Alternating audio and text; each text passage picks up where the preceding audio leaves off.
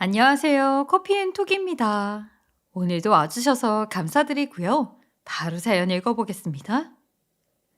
안녕하세요. 40대 초반의 애청자입니다. 제가 어린 시절 기억하는 제 친정 부모님은 어린 제가 봐도 참 사이가 좋았어요. 그걸 증명이라도 하듯 친정엄마는 아빠와 같이 구두방일을 했죠. 어찌나 두 분이 서로를 챙기는 모습이 보기 좋았는지 아직도 그때의 추억들이 제 기억에 가득해요. 하지만 어느 순간부터 아빠의 건강은 조금씩 약해졌어요. 그래도 늘 괜찮다고 하시는 분이라 정말 괜찮은 줄만 알았는데 결국 저희가 성인이 채 되기도 전에 크게 아프셨고 너무 늦게 병원을 찾은 탓에 제대로 된 치료도 받지 못한 채 아주 짧은 투병을 뒤로 세상을 떠나셨어요. 그렇게 아빠가 돌아가신 뒤에도 엄마는 구두방 일을 놓지 못하고 여전히 혼자 운영하셨죠. 그렇게 엄마는 구두방을 하시며 우리 삼남매를 키우셨어요. 불행 중 다행인 것은 저희 남매가 나이 터울이 조금 있는 편이라 장녀인 제가 엄마를 대신해 집안일도 돕고 동생들을 돌볼 수 있었다는 것입니다. 이제는 동생들도 다 커서 제가 결혼을 한 뒤에는 저와 함께 엄마를 챙기고 있고요. 저와 제 동생들은 엄마에게 이제는 일 좀 그만하시라고 말리고 있는데도 엄마는 그럴 때마다 빙긋 웃으며 용돈벌이라도 이렇게 할 수 있는 게 어디냐고 해요. 자식들 다 키우고 이제 오롯이 자신을 위해 벌어 자신을 위해 쓰는 이 재미를 조금 더 즐기고 싶다고 하니 강하게 말릴 수도 없는 노릇이었어요. 사실 구두 수선 일은 남자들이 많이 하는데 엄마는 젊었을 때부터 남자도 하기 힘든 구두 수선, 구두 닦기 일을 했었어요. 중간에 수선집을 하기도 했지만 종당엔 구두방에 종착해 지금껏 하고 계신 거예요. 저희 엄마의 구두방은 옛날에는 꽤 유명했어요. 그때는 정말 눈코 뜰 새 없이 바쁜 날들의 연속이었고요. 하지만 세상이 변하면서 구두방 자체가 점점 사라지기 시작했잖아요. 그래서 지금은 연세가 진득하신 분들이나 예전부터 엄마의 구두방을 애용해 주셨었던 단골분들이 찾아와 주곤 해서 여유롭게 일할 수 있다고 하더라고요. 엄마는 이것대로의 의미가 크다면서 아직은 이렇게 애정해 주시는 분들이 있어 그만둘 수 없다고 하시더군요. 그 말을 들으니 일을 이제는 쉬었으면 한다고 해도 그런 저희의 생각을 강하게 피력할 수는 없었어요. 그렇게 이제 일을 그만하라고 말하는 우리 남매들 사이에서 유일하게 친정엄마를 응원해 주는 사람은 바로 제 남편이었어요. 남편은 엄마의 뜻이 그러니 아직은 곁에서 묵묵히 지켜봐 주는 것이 우리가 할 수 있는 일이라고 말하곤 했죠. 평소 남편은 엄마와 뜻이 잘 맞았고 엄마를 잘 챙기는 사람이기도 해서 친정엄마가 참 좋아했어요. 남편만 보고 결혼까지 하긴 했지만 제 친정과는 달리 우리 시댁은 아주 기가 센 집안이었어요. 남편은 참 다행히도 시댁 식구들을 안 닮은 그저 평범한 막내 아들이었죠. 남편도 우리 집처럼 삼남매인데 위로 누나가 둘이 있어요. 그런데 남편은 장남이자 막내 아들임에도 누나들과 시모 사이에서 어렸을 때부터 기에 눌려 지냈다고 하더라고요. 그도 그럴 것이 시모는 변호사이고 첫째 신우는 5급 공무원, 둘째 신우는 7급 공무원을 하다 때려치우고 로스쿨에 진학해 현재는 변호사거든요. 시모가 변호사로 일을 하고 있으니 변호사 자격증만 따면 취직은 문제도 아니었어요. 그래서 둘째 신우도 공무원이라는 직업까지 때려치우고 변호사가 된 거고요. 이에 반면 시부는 그냥 평범한 회사원이었어요. 제 남편도 시부와 크게 다르지 않고요. 남편은 이런 시부를 참 많이 닮은 것 같다고 느꼈어요. 우리 시댁은 하도 여자들 기가 세고 목소리도 커서 남자들은 말 한마디 못하는 그런 분위기예요. 남편도 자신의 엄마와 누나들에게 찍소리도 못하니 저도 덩달아 시댁에서 늘 기가 죽어 살았어요. 그리고 시모나 신우들이 저를 마음에 들지 않기도 했고요. 그냥 스치듯 지나가는 인연도 아니고 가족인 저를 그렇게 오랫동안 마음에 들어 하지 않는 것도 참 어려울 텐데. 신우들이나 시모는 그쪽으로는 참 지독하게도 일관성이 있는 사람들이었어요. 한 번은 둘째 신우가 로스쿨에 진학했을 때 심사숙고해서 축하 선물을 골랐어요. 종일 백화점에서 시간을 보내며 이곳저곳 안 들린 브랜드가 없을 정도로 알아보고 다녔죠. 저는 블라우스와 어느 차림에도 잘 어울리는 구두를 샀어요. 물론 그날 혼자서는 도저히 어려울 것 같아 남편과 함께 다니며 고른 것이었어요. 둘째 신우가 좋아할 걸 상상하며 구매한 선물을 예쁘게 포장한 뒤 시댁으로 향했죠. 마침 둘째 신우를 축하하기 위해 시댁에서 식사하기로 되어 있었거든요. 저는 그 선물을 챙겨 시댁을 향하는 동안에도 남편에게 둘째 신우가 마음에 들어하지 않으면 어떡하냐고 걱정했는데 남편은 분명 좋아할 거라고 용기를 북돋아 주었어요. 그게 너무도 고마웠어요. 그런데 좋아할 거라는 남편의 말과는 달리 둘째 신우는 제가 준 선물을 거들떠보지도 않았어요. 거기다 제게 불만까지 늘어놓았고 그 옆에서 부추기는 신우와 시모까지 정말 가관도 아니었어요. 이게 다 뭐야? 선물을 하려면 좀 그럴싸한 걸 해오던가. 어디 길바닥에서 주워오는 것도 이것보단 낫겠네. 그러게 말이야. 뭐 이런 싸구려를 선물해오냐? 그리고 촌스럽게 요즘 누가 이런 걸 신어? 진짜 센스라곤 눈 씻고 찾아볼 애도 없다. 아이, 누나들, 그래도 아내가 종일 백화점에서 고르고 또 골라서 사온 축하 선물인데 그걸 그렇게 말하면 어떻게 해? 내가 같이 동행해서 고른 거야. 그러니까 그만해. 넌 조용히 해. 어디 여자들 일에 끼어들어? 종일 고민하다 골라온 수준이 고작 이 정도라는 게 더 충격적이다. 다른 것도 아니고 로스쿨 진학인데 꿀리지 말라고 명품 백 정도는 해줘야 하는 거 아니야? 고민을 안 했던 건 아니지만 가방은 많이 가지고 계시길래 그래서 블라우스랑 구두로 한 건데 디자인이 마음에 안 드시는 거면 제가 바꿔다 드릴. 아, 바꾸긴 뭘 바꿔. 그냥 받은 셈 칠 테니까 환불해. 취향 촌스러워서 바꾼다고 해도 뭐가 바뀌겠어? 그리고 명품 백은 많이 가지고 있을수록 좋은 거 몰라? 아휴, 이렇게 털 떨어진 애랑 무슨 말을 해? 꼴도 보기 싫으니까 돌아가. 여기서 마주보고 밥 먹으면 체할 것 같으니까. 이번에 나온 신상 블라우스와 구두라 두 개 합만 값이 100만 원이 훌쩍 넘는 것이었음에도 이렇게 센스 없다는 질타를 받으며 시누이들에게 무시를 당해야 했어요. 결국 저는 이날 시댁에서 축하상만 차려준 뒤 집으로 돌아와야 했어요. 그 와중에 남편은 저와 함께 일어나지도 못하게 하는 시모 때문에 남편은 가족 행사에 참여하고 저만 홀연히 빠져나와야 했고요.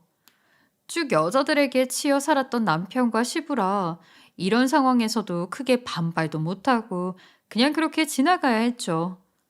처음 결혼 초기에는 이런 게 너무 부당하다고 느껴지기도 했지만 목소리가 큰 사람들이 집안을 이끌어가는 사람들이다 보니 제대로 반발도 해보지 못했어요.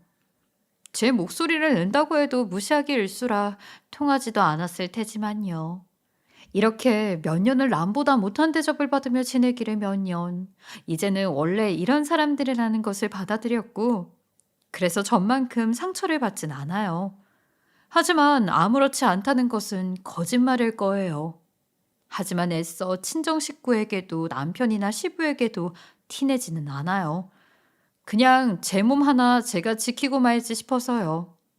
이렇게 자기들 잘난 맛에 사는 여자들이 드글드글한 시댁. 그런데 이런 기센 시모와 신우가 더 목소리를 크게 낼 기회가 또 생겼어요. 바로 시모의 로펌 개업이었죠. 시모의 로펌은 6층으로 구성된 대형 로펌이었어요. 그러니 시모의 어깨는 하늘 높은 줄 모르고 치솟았죠. 평소라면 저를 무시하는 것처럼 저희 친정도 무시하는 그런 분인데 이상하게 로펌 개업식 이틀 전날 저희 친정엄마도 개업식 날 오라고 하는 겁니다. 평상시 같았으면 우리 친정엄마는 절대 쳐다도 보지 않았는데 웬일인가 싶었어요. 로펌 개업 준비가 한창일 때 인테리어를 맡겼던 곳에 대해 시모가 입에 침이 마르도록 칭찬을 했었는데 나중에 제 친구가 운영하는 곳이라는 것을 알고는 덩달아 제 친구까지 무시하기 시작했어요. 대인 관계는 끼리끼리 친하다는 말이 있는데 저처럼 친구도 머리 쓰는 것에 소질이 없어서 중노동으로 때우는 것 아니냐며 인테리어를 노동으로 취급하고 머리 쓰는 걸 못한다고 비난하는 거예요. 그런데 저도 친구도 남 못지않게 좋은 대학 나와서 각자의 일에 대해 전문성을 가지고 일하는 사람이거든요. 그래서 친구가 시무에게 이 이야기를 듣고는 너무 화가 나서 인테리어 시공을 갑자기 중단해 버린 거예요. 딱 이미 시공을 한 부분에 대한 금액만 처리한 뒤 말이에요. 시모는 그런 친구의 행동에 콧방귀를 끼며 그것만 잘하는 줄 아냐며 자신도 똑똑한 사람들이 체계적으로 관리하는 곳에 맡길 거라고 해버린 거죠. 그래서 친구가 인맥을 동원해 자신이 겪은 상황까지 털어놓으며 시모의 로펌 인테리어 업무를 막았고 결국 시모는 친구의 인맥에 두 손 두 발 다 들고 더 미룰 수 없던 인테리어 공사를 다시 친구에게 맡겼어요. 친구는 해주고 싶지 않고 금액적인 부분도 다 처리했으니 이제 손 떼겠다고 강하게 나갔고요. 시모는 발등에 불이 떨어진 상황까지 닥쳐서야 제 친구에게 자신의 언행에 불쾌했을 걸 잘 안다며 미안하다고 사과를 했죠. 친구는 원래대로라면 손 뗀 곳은 다시는 해주지 않지만 제 얼굴을 봐서 이번만 끝까지 마무리 지어주겠다고 했어요. 그리고 시모의 성정을 알게 된 뒤 또 뒤에서 말이 나올 것을 대비해 정말 온 신경을 다했고 흠잡을 곳 없을 만큼 완벽한 인테리어를 해줬어요. 시모도 결과값을 보고는 너무도 마음에 들어 했고요.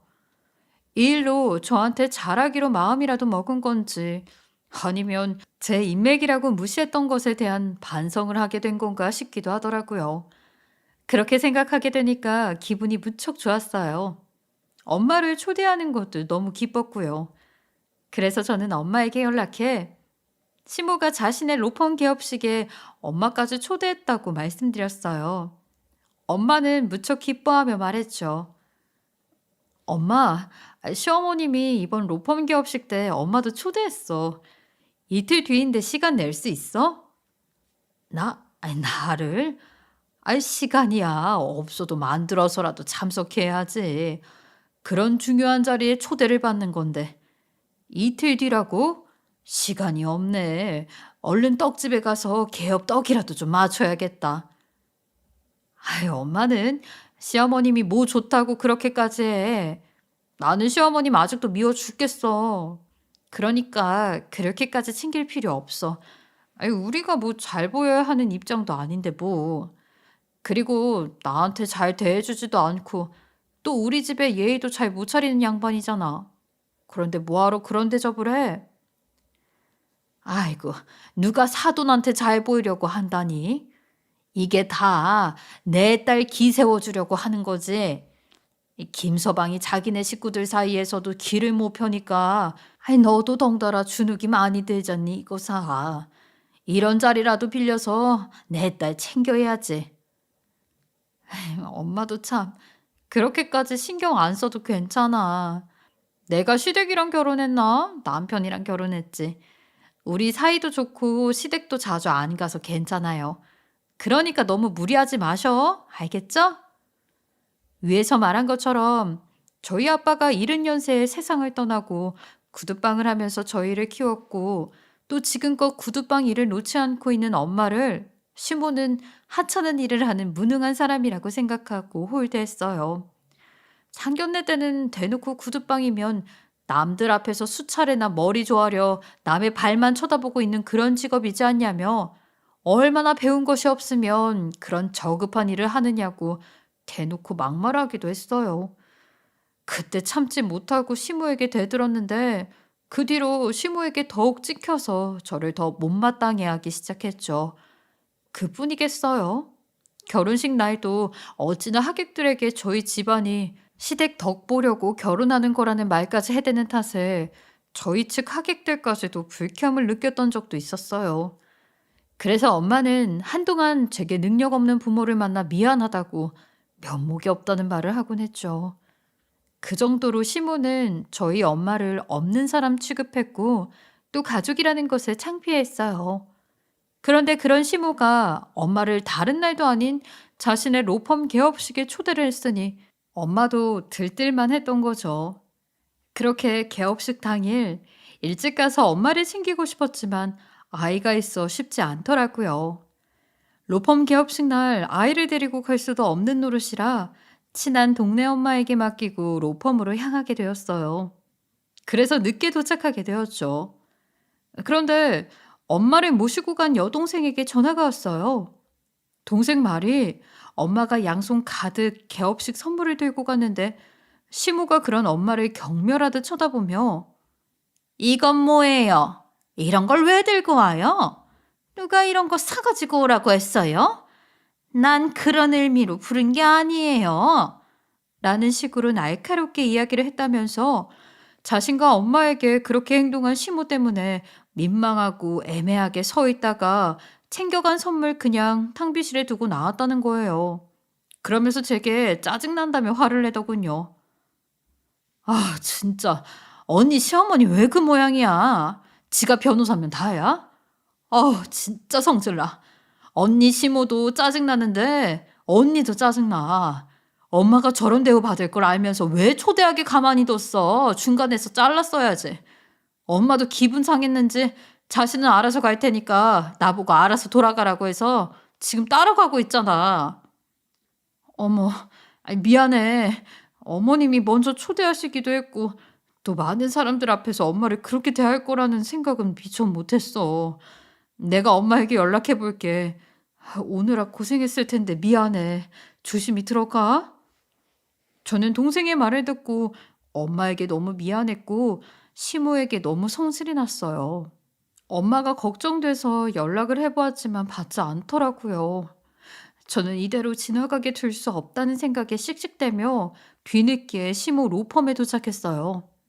그런데 차에서 내려서 보니 분명 동생 말로는 집으로 갔을 거라는 엄마가 다시 시모 로펌으로 가는 모습을 보게 됐죠. 저보다 몇 걸음 더 앞에 엄마가 보였거든요. 그런데 이상한 건 분명 선물을 탕비실에 다 두고 나왔다고 했는데 엄마의 손에 커다란 가방이 들려 있었다는 겁니다. 저는 그런 엄마의 모습에 이게 다 무슨 상황인가 싶어 엄마 뒤를 바짝 붙어 따라갔어요. 그런데 로펌 복도에서 시모와 엄마가 나누는 대화를 듣고 말았어요. 출장비는 3만 원 주면 되겠죠? 내가 오늘 사돈을 부른 이유가 다 이 이유 때문이었어요. 출장으로 우리 회사 변호사들이랑 직원들 구두만 닦아도 사돈 한 달치 월급은 벌걸요? 내가 사돈을 위해서 사돈 도와주려고 이렇게 불렀던 거예요. 저 같은 사돈도 없어요. 여기 일단 3만 원 받으세요. 아휴, 참. 주변에 구두방 몇 개 있는데 뭘 저를 여기까지 불러서 구두를 닦으라고 하세요? 이렇게까지 신경 써주지 않으셔도 되는데. 네. 시모는 우리 엄마를 부려먹으려고 개업식 날 인심 쓰듯 부른 것이었어요. 저는 그런 시커먼 속셈도 모른 채 시모가 엄마를 초대했다고 개업식 날 오게 만든 거고요. 문 밖에서 보니 엄마는 고개까지 숙여가며 3만 원을 손에 쥐고 인사를 하는 것 같았어요. 저는 그 모습이 눈에 들어오자마자 너무 열이 받아 그대로 유리문을 깨트릴 듯 세게 열며 로펌 안으로 들어갔습니다. 그런데 그 순간 생각지도 못한 일이 벌어졌어요. 사무실에서 한 남자가 나와서는 갑자기 엄마를 얼싸안는 거예요. 전 처음에는 정의를 중요하게 여기는 변호사 직원 중 한 명인가 보다라고 생각했어요. 그런데 그게 말이 되나요? 분명 로펌 사무실에서 나온 거면 그곳에서 일하는 직원일 텐데 그곳에서 엄마를 아는 사람이 있다는 것이 도통 이해가 가지 않았어요. 그런데 엄마가 자신을 끌어안는 사람의 행동에 처음에는 많이 놀라했다가 곧 평소 저희에게만 보여주는 밝은 미소가 얼굴에 번지는 겁니다. 저는 더욱더 이해할 수 없었어요. 도대체 누구인가 궁금하기도 했죠. 그런데 엄마를 얼싸안았던 그 사람이 시모에게 화까지 내기 시작하는 거예요. 정말 정의의 사도인가 싶었어요. 그 순간에는 말이에요. 그런데 시모에게 화를 내는 그분이 하는 말은 정말 놀라지 않을 수 없었어요. 그 사람은 엄마의 손에 쥐어진 3만 원을 잠깐 쳐다본 뒤 화가 잔뜩 찬 얼굴로 시모에게 사과하라며 쏘아대기 시작했어요. 지금 우리 로펌에서 이게 다 무슨 짓입니까? 이분께 쥐어준 3만 원은 뭐고요? 당신이 이렇게 천박하게 굴고 있는 이분이 도대체 어떤 사람인 줄은 알고 이러는 겁니까? 이분은 당신이 가볍게 생각할 그런 분이 아니에요. 제게도 너무나 중요한 손님이란 말입니다. 어서 사과하세요, 어서. 한 대표한테 소중한 손님이라니? 그리고 오해야. 우리 사돈이 쿠드빵을 하는데 요즘 쿠드빵 일이 많지 않잖아. 그래서 순수한 마음으로 도와주려고 했던 것뿐이라고. 내가 천박하게 굴었다니 말도 안 돼요. 지금 순수한 마음이라고 했어요? 내 두 눈과 귀로 당신이 한 언행을 모두 봤는데 발뺌이라도 할 셈입니까? 분명 스승님이 축하 선물을 챙겨왔을 때만 해도 멸시의 눈초리였던 걸 내가 다 봤는데도 이리 잡아댈 생각이냔 말입니까? 그건 챙겨오지 않아도 되는데 너무 이것저것 챙겨와서 조금 창피했을 뿐이에요. 아무리 그래도 제 사돈인데 제가 사돈을 멸시할 리 있나요? 뭔가 오해가 있나 본데 한 대표. 한 대표가 생각하는 그런 거 절대 아니에요. 그런데 스승님이라니요? 사돈이 왜 한 대표 스승이라는 거죠? 제 개인적인 인연입니다. 제가 그런 것까지 다 말해줘야 합니까? 그런 것에 관심 갖지 마시고 회사에서 행동이나 조심하시죠. 이 회사 대표님만의 회사가 아닙니다. 물 흐리는 짓 하는 것 용납 못해요.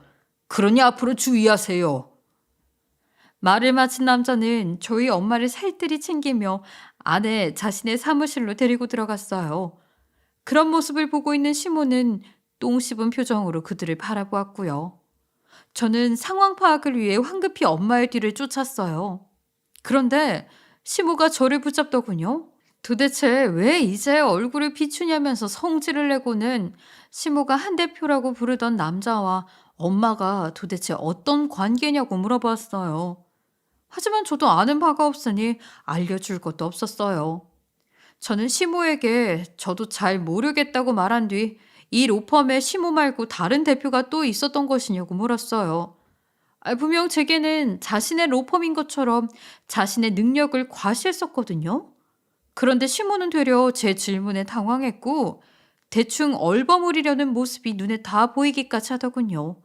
전 그런 시모에게 또다시 물었어요. 우리 엄마를 구두 닦기나 시키려고 오늘 부른 것이냐고요. 그런데 시모는 못낀 놈이 성낸다고 조용히나 하라고 본인이 성질난다면서 앙칼지게 말하더라고요. 시모 말이 저희 엄마가 돈벌이도 안 되는 구두방 운영하며 지내는 걸 아는데 이렇게 인파가 모이는 자리가 생겼을 때 돈 벌면 좋지 않냐면서 그래서 우리 직원들 구두 닦아 돈 좀 벌라고 불렀다고 고개까지 축혀들고 뻔뻔하게 말을 하더군요. 전 그 말에 부르르 떨며 시모의 몸을 확 쳤고 그 손이 떨구어지면서 얼굴까지 내리쳤어요. 너무 열이 뻗치고 분노가 들끓어 저도 모르게 제 손이 먼저 나가버리고 만 거예요. 저는 그날 태어나 처음으로 손찌검이라는 걸 해보았네요. 그런데 이런 제 행동에 가만히 있을 시모가 아니었어요. 시모도 똑같이 제 뺨을 향해 손을 휘둘렀어요. 그리고 제 양뺨을 한 대씩 내리쳤고요. 시모는 자신이 저한테 당했다는 것에 더 크게 분노해 제게 고래고래 소리치며 난리를 쳤어요. 이 덜 떨어진 게 감히 내 얼굴에 손을 대? 니까짓 게 뭔데 나한테 손을 대? 너 미쳤어? 못 배운 애미년 밑에서 못 배운 년이 나오는 게 너무나 당연하지만 이렇게까지 모녀가 저급할 줄은 몰랐네. 너, 뭐 믿고 나한테 이렇게 까부니, 어? 뭘 믿고 이렇게 날뛰냔 말이야. 미친 건 당신이겠지. 어디 사람이 할 짓이 없어서 열심히 사는 사람 자존심을 짓밟을 짓을 벌여? 당신이 내 시모면 다야? 변호사면 다야? 어? 우리가 언제까지 당신같이 고약한 사람한테 휘둘려야 되는데 변호사면 변호사답게 행동해야 할 것 아니야. 당신의 그 좋은 머리가 아깝고 좋은 직업이 아깝다. 저급한 건 우리 모녀가 아니라 당신이야. 그 정도밖에 행동 못하는 당신이라고. 요 싸가지 없는 것이 지금 뭐라고 주둥이를 나불거리는 거야? 돈도 못 버는 무능한 사돈이 이렇게라도 돈 벌라고 신경 써줬으면 감사하다고 머리 조아리지는 못할 망정? 이래서 머리 검은 짐승은 거두는 게 아니라더니 딱 너희 모녀를 가지고 하는 말이네. 무능한 네 집안과 엮여서 망신이랑 망신은 다 당했다고. 그런데도 이렇게 가족으로 여겨주면 고마운 줄 알아야 할 거 아니야. 없는 것들이 자존심까지 내세우면 손가락질 받는 거야, 이 무식한 거사. 저와 시모가 점점 언성이 커지니 로펌 변호사며 직원들이 하나둘 나아보더니 저와 시모를 말리기 시작했어요. 하지만 저희의 다툼은 끝날 기미가 보이지 않았고 저희 엄마가 제 목소리를 알았는지 한 대표라는 사람의 사무실에서 뛰쳐나와 저와 사돈에게 다가왔어요. 한 대표라는 남자도 엄마의 뒤를 따라 저희에게 다가왔고요. 엄마는 저를 말렸고 그런 엄마를 보자 시모는 더 눈이 뒤집혀서는 자식 교육을 운운하며 훈수까지 두면서 손가락질을 해댔어요. 엄마는 바보같이 사돈에게 자식 교육 잘못시킨 자신이 문제라며 죄송하다고 시모 앞에서 고개까지 숙이며 사과하더라고요. 저는 그 모습에 더욱 속이 상했어요. 그래서 저는 엄마에게 왜 그러냐고 그러지 말라고 하려고 했는데 그때 엄청난 고성으로 한 대표라는 사람이 직원들에게 모두 돌아가라고 소리쳤어요. 그 탓에 시모 그리고 저까지 순간 너무 놀라 말문이 막혔죠. 직원들도 일사불란하게 자기들의 자리로 사라졌고요. 주변이 쥐죽은 듯 조용해지자 낮은 음성으로 한 대표가 말문을 열었어요. 더없이 좋아야 하는 날 분위기를 망친 시모에게 먼저 질타를 쏟아내더군요. 공과 사도 구분 못하는 하수라면서 이런 사람을 어떻게 믿고 앞으로 같이 일을 하겠냐고 하는데 시모의 표정은 종이 구겨지듯 구겨졌어요. 한 대표는 그런 상황에도 엄마를 옹호했어요. 그런데 그 이유를 알게 되자 시모와 저 모두 놀라 입이 떡 벌어졌죠. 사실 엄마를 보자마자 얼싸안았던 한 대표는 시모와 공동으로 로펌을 개업한 대표 변호사였던 거예요. 그런데 참 인연이라는 게 신기하더군요. 그 변호사는 어릴 적 구두 닦기를 했던 저희 엄마의 밑에서 일을 배웠던 아이였다는 겁니다. 그랬던 아이가 이렇게 성공을 해서 변호사가 되었던 것이었어요. 그 시절 당시 우리 집 형편도 너무 어려웠어요. 그런데 엄마는 우리 형편보다 더 어려웠던 그 대표 변호사의 형편을 알고 정말 많이 도와주고 구두 닦기도 열심히 알려주었다고 하더라고요. 그러면서 하는 말이 그때 엄마가 도와주진 못했다면 자신과 자기의 동생들은 이미 다 굶어 죽었을 거라고 보릿고개 시절 부모님이 돈을 벌어오겠다고 떠났는데 그 뒤로 소식이 끊겨 장남이던 자신이 나서서 동생들을 위해 나섰지만 어린 자신을 받아준 것은 우리 엄마뿐이었다며 그냥 스승님이 아니라 자신과 동생들의 생명의 은인이라고 칭송하는데 시모는 그 말에 입을 다물지 못하고 어버버거릴 정도로 놀라 어쩔 줄을 몰라 하더군요. 엄마는 그런 한 대표의 이야기에 무슨 생명의 은인이냐며 어려운 처지에 같이 힘내면서 살았던 거라고 말하는데 그런 푸근한 마음씨를 가진 친정엄마를 골탕 먹이려고 했던 시모에게 더 큰 화가 났는지 추억에 젖어있던 말투가 확 바뀌었어요. 낮고 무겁게 깔린 목소리로 시모를 향해 말하는 순간 시모가 무릎까지 꿇게 되었습니다. 김 변호사, 이 로펌에서 내가 최고 지분 소유하고 있다는 것 알고 있죠? 당신 지분은 3% 정도였던가요? 그 3% 내가 메울 테니 우리 로펌에서 당장 나가요. 당신처럼 사람 귀한 줄 모르는 천박한 변호사는 필요 없으니까. 공과 사 구분도 못하는 당신을 우리가 뭘 믿고 쓰겠어요? 좋은 변호사가 이렇게 차고 넘치는데. 한 대표, 그게 다 무슨 소리예요? 지분을 빼고 나가라니. 내가 이 로펌을 위해 얼마나 힘썼는 줄 알잖아요. 인테리어도 내가 직접 토맡아 했을 정도로 애정을 가졌는데 나가라니. 이건 말도 안 돼요. 내가 무릎이라도 꿇을게. 제발 이번 한 번만 좋게 넘어가줘요. 이 바닥 소문 빠른 거 다 알면서 날 이렇게 내치면 어떡해요? 그럴 순 없어. 그러면 안 되는 거야. 소문 빠른 거 알면서 왜 우리 로펌 개혁식 날 이런 추잡스러운 짓을 벌여요? 그래도 쌓인 경력은 있으니 시골에 가면 할 일은 있지 않겠어요? 그만 일어나요. 누가 보면 나한테 뭐 잘못한 줄 알겠네. 그렇게 무릎 꿇고 싹싹 빌고 애원하고 싶으면 스승님과 스승님 따님한테나 하던가요. 당신 같은 사람은 안 봐도 비디오야. 얼마나 못된 심보로 이 사람들을 괴롭혔겠어. 한 대표, 그럼 내가 이렇게 사돈과 며느리한테 빌 테니 좀 봐줘. 우리 가족들은 지분율 크게 차이 나지 않는 공동대표로 운영되는 줄 안다고. 그런데 여기서 쫓겨나면 우리 가족들한테 뭐라고 하느냔 말이야. 사돈, 그리고 지영아, 그간 내가 어리석었어요. 나이만 먹었지 하는 짓은 시세 많은 어린애에 불과했어요. 미안해요. 앞으로 존중할게요. 그러니 제발 한 대표 좀 알려주세요. 시모는 이제야 저와 엄마에게도 자신의 처지가 나빠지지 않도록 도와달라고 애원하더라고요.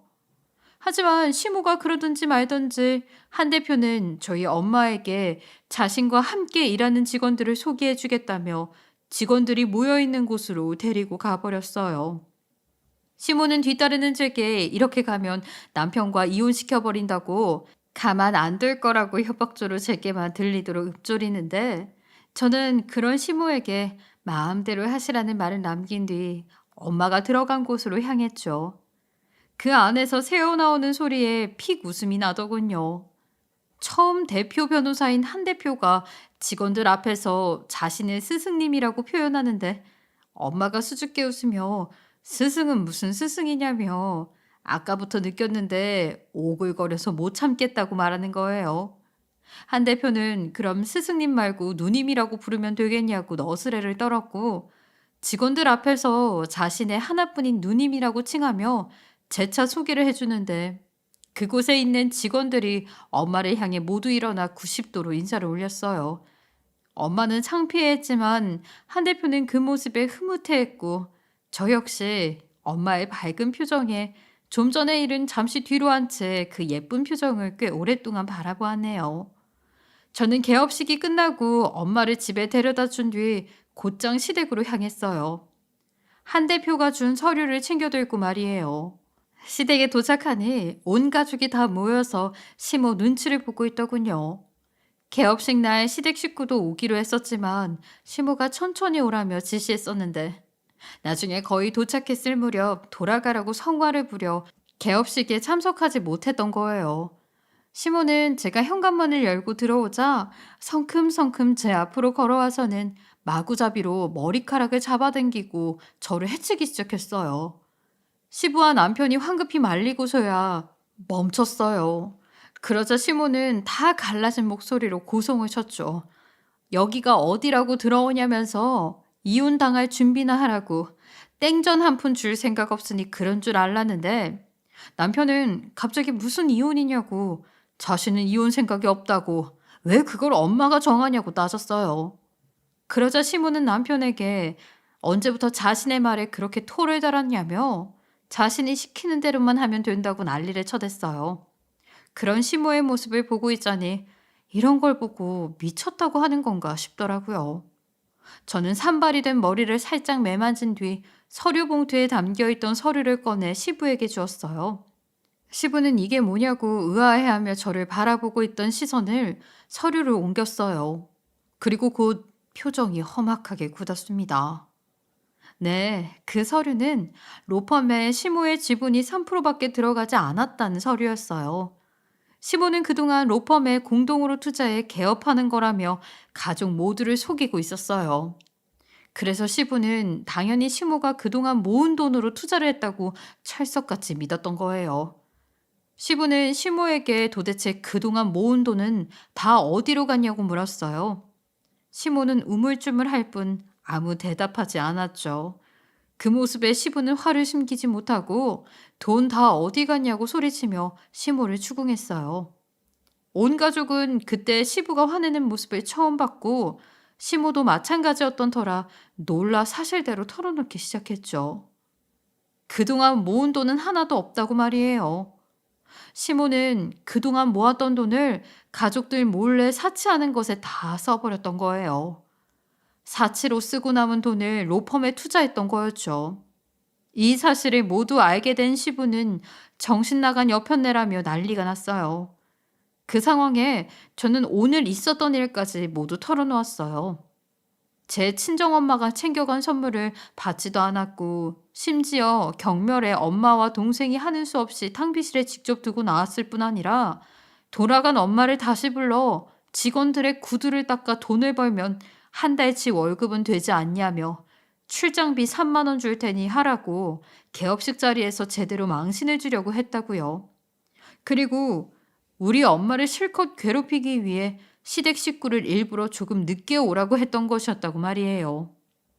평소 말수가 적은 분이긴 하지만 저희 엄마를 좋게 생각해주고 계시던 시부는 이 말을 듣고는 이혼당할 사람은 며느리인 제가 아니라 당신이라며 노발대발을 했어요. 그리고 얼마 뒤 정말 시부는 시모를 상대로 이혼 소송을 걸었어요.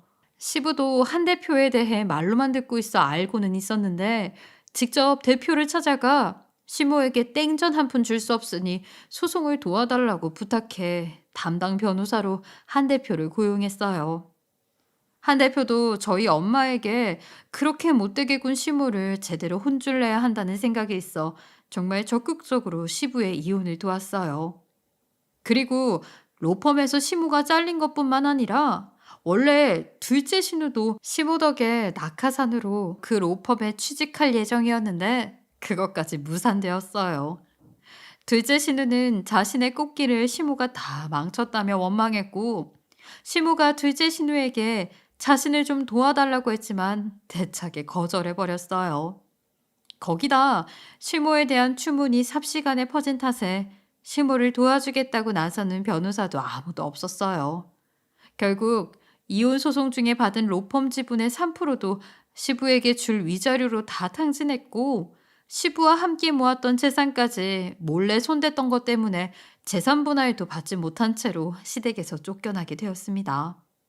시모는 저희 모녀에게 분풀이를 하기 위해 찾아왔고 자신의 명예를 실추시킨 것에 대해 엄벌로 처벌할 거라며 난리를 쳤어요.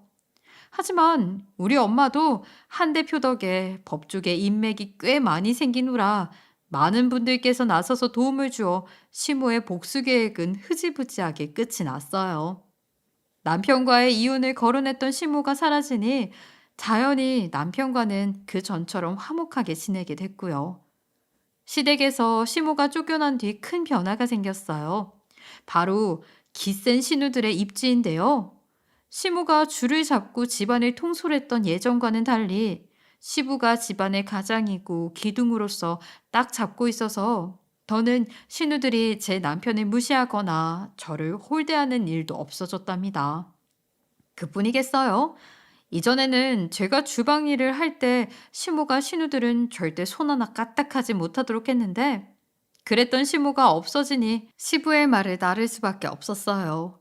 시부가 며느리는 평생 귀한 손님이라며 신우들에게 그동안 했던 저의 일을 하도록 지시했어요. 예전이라면 절대 싫다고 반대했겠지만 지금은 그 누구도 시부의 말을 거역하는 사람이 없어졌네요. 그래서 예전에 전 가정부와 흡사했다면 지금은 정말 귀한 손님 대접을 톡톡히 받고 있어 행복하네요. 아직도 시누이들에게 가끔 시무가 연락하는 듯해요. 하지만 시누들이 시무를 거절하는 것 같더라고요. 자기들 처지도 시무처럼 되면 안 된다는 게 이유인 듯 보였어요. 저희 엄마는 모든 일이 정리된 지금도 구두방 일을 하고 계세요. 거기다 한 대표의 로펌의 구두 관리 강의까지 나가고 계십니다. 변호사들은 여자 남자 할 것 없이 구두를 많이 신는데 관리를 잘 못하는 분들이 많다며 직원들이 직접 요청했다고 하더라고요. 친정엄마는 요즘 제2의 삶을 사는 것처럼 신이 난다고 하시네요. 이제야 비로소 저를 있는 그대로 인정해주는 사람들 속에서 지내게 되었어요. 그래서일까요? 예전보다 더 웃음으로 가득한 날이 많아졌어요. 앞으로도 이렇게 웃음 가득한 날만 가득했으면 하는 바람입니다. 애청자분들도 웃음 가득한 나날 보내시고 제 이야기 들어주셔서 감사합니다. 지금까지 커피앤톡이었습니다. 오늘도 끝까지 함께 해주셔서 감사하고요. 다음 영상으로 또 찾아뵙겠습니다.